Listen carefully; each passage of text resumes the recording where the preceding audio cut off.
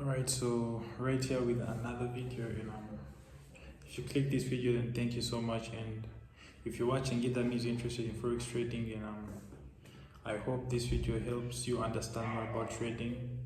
You could be watching to learn, or you could be watching because I'm probably successful and you're watching my old videos. Anyway, so I'm going to do live trading right now, and I'm going to share how I'm trading the market of AUDUSD right now as we speak. And I've already opened a position, but I'm going to explain why I've opened a position, and maybe I'll open another position. Anyway, so right here, here's where my chart is, and I am going to clear all these drawings so I can explain all of this from scratch. But before I do, let me just take a quick screenshot of this.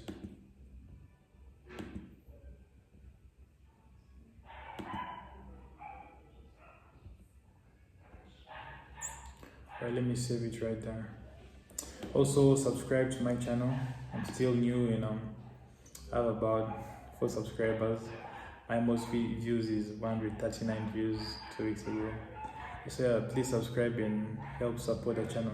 Anyways, back to the market. So this right here is AUDUSD, and I don't feel safe trading right now because I have a standard account, so the spreads may fuck me over since already 10 p.m. over here. So this line right here is where I've opened my position. That's where I opened my position currently. So let me just, let me see if I can copy that level where I put it. Okay, can't. Anyways, bro, this is exactly open my position right here. So that's why I put that line so I can know. So yeah, at first I had said this, but I did not open my position. I just left it there. Then I was like, you know, let me actually make this trade, then open my position here. Anyway, so remove drawings. Okay, so before we start the video, I want to let you know that trade responsibly. Trading includes losses, and it includes taking risks. And if you don't take risks and you're not ready or prepared for the wins, the success that comes with it, you're not prepared for any of that if you're afraid of taking the risk. And also, if you are trying to take the risk, then take the risk responsibly. Only trade what you can afford to lose. Have a proper risk management. So yeah. Okay, so now here's the market AUDUSD, and the way I like to start off is by going first on a higher time frame. You could say 4-hour time frame. So I do this to notice where the market's going, like if it's an uptrend or a downtrend. So right now, as you can see, the market is on a downtrend right now, so I'll be looking for sales. The market is also below the 200 moving average, 50 moving average, the 21 moving average. I don't usually look at this, but if you're watching this, then you're probably new to trading, so yeah, you must understand all of that. Anyway, so after going on a 4-hour time frame and noticing that trend, the direction of the market, we can see that the market is moving in this kind of way. You see that? That's how the market's moving. It's moving in this downtrend. If you put this over here, it can, yeah, it's basically like that. So whenever it touches this level, it bounces down, touches this level, goes down, here goes down, goes down. So yeah, that's how a downtrend is. So a downtrend makes lower lows, lower high, higher low, lower low, higher low, lower low, higher low, just like that. So that's exactly what this market is doing. It's making lower highs, higher low, lower low, higher low, lower low, higher low, lower low, just like that. That's how it's going. So now I'm looking for sales in this market. So let me move my drawings again. So yeah, let me now set my key levels. So my first key level will be around here and right here, because this is where I'm going to trade. This is where my trade is happening. I don't need to really set key levels all the way up here, but yeah, if you want to, you can set them, because in case a reversal is happening, you can know how to set your take profit. So yeah, there as well. So after I go to a 2-hour time frame or 1-hour time frame, but for now let's go on a 2-hour time frame. So right here you can see that the market made this down move, a retracement, made a down move, then here started consolidating. So with that consolidation, that means the market was still deciding what direction to take.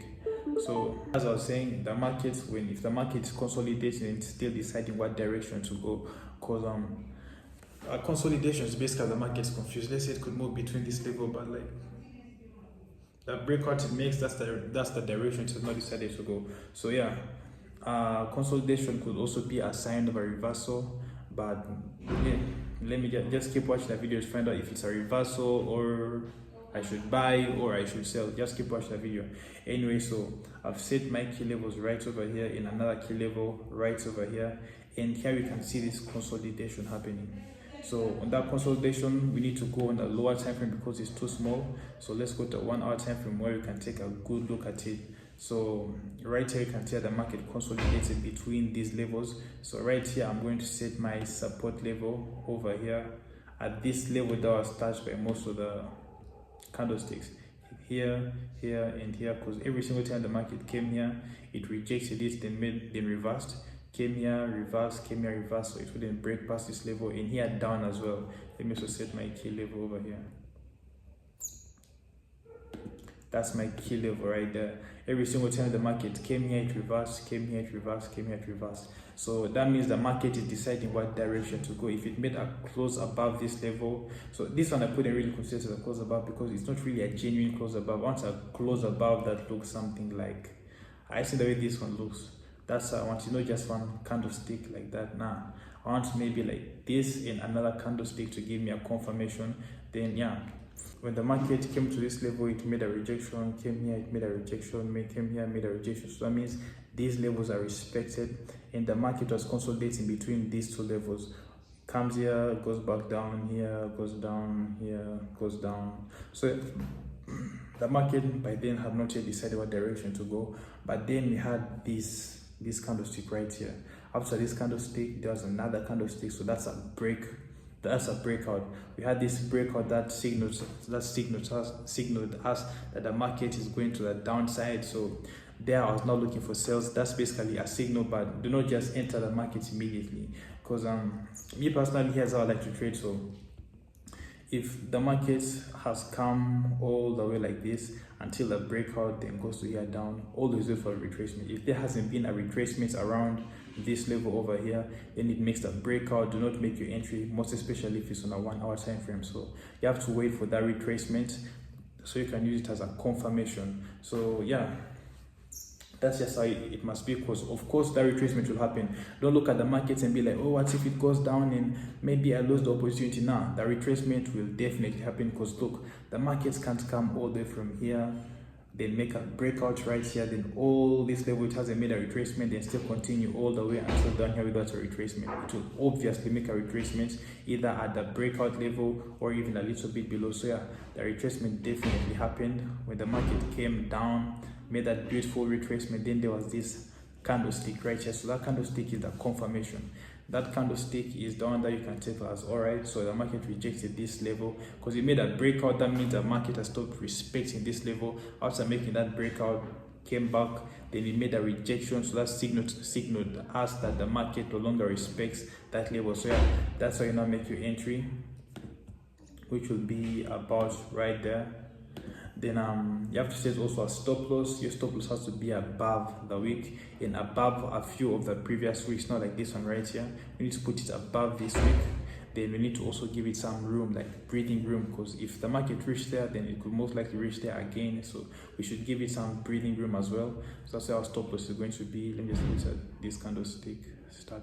So yeah, that's our stop loss. Then for the take profits, you can use the Fibonacci retracement to find your take profit.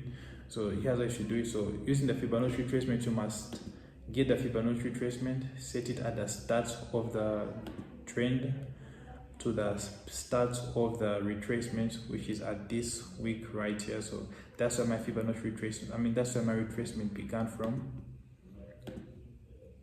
Yeah, then just like that, my first take profits is right here. That's take profit 1. This is take profits 1, and this is take profit 2 right there.